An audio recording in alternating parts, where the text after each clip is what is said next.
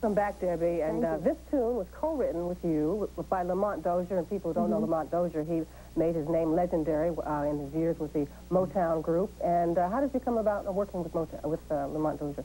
Well, actually, someone from Atlantic Records, Paul Cooper, who's out in L.A., suggested it because I was performing a Motown medley in my live show, and I was doing "Stop in the Name of Love" and some of his other tunes. I mean, he's written all the greats, and they asked him if he was into it and asked me if I was into it, and I was certainly into it because I've been a fan of his forever.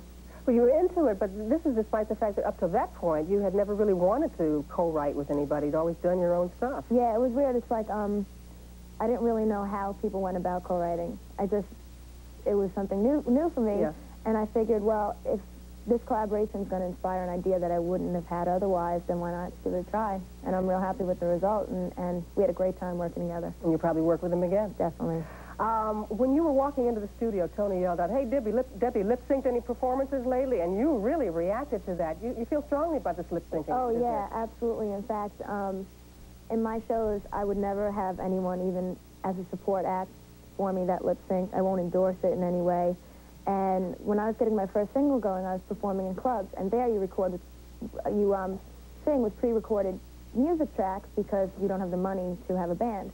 But I always sang live. I would sometimes do a 2-hour sound check for a 20-minute show because I believe if you're a singer, sing. Right. very well put. Sing. This is a good thing to do. As successful as you have been at writing, and you've been very successful, why do you suppose when you sent stuff to Madonna and Olivia Newton-John that it was turned down? Well, it's funny. I always wondered if I didn't put my name on it, what would happen. Because immediately people hear Debbie Gibson and they think, oh, teen queen, pop, very pop, da-da-da-da-da. And, you know, I was thinking, I had sent them songs that I know were ideal for them. Although with Madonna, she came out with the Like a Prayer album, which was totally a different thing for her. So that really didn't fit with that project. But like for Olivia Newton-John, I thought I had a song, Who Loves You Baby, that I put on my album. It would have been perfect for her. Well, you but, hey, I did it. Yeah. Well, isn't it ironic that the person that made Madonna famous, Jelly Bean Benitez, is on your album?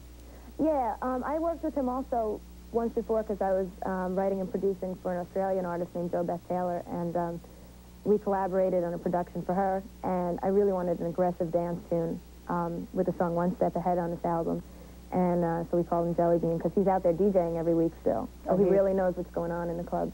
Well, I wish you all the best with this album. Anything is possible. And of course, with your latest single, anything is possible. And you might mention to folks that you might not see Debbie for a second until you're leaving for Southeast Asia. Yes. Starting in January, I'll be in Southeast Asia, and then in the Rock in Rio Festival, and then I'll be in the U.S., starting my tour in February.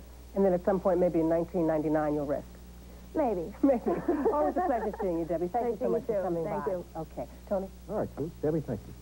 That is Live at 5 for today. Thanks for being with us. Tomorrow, some film of the legendary James Dean.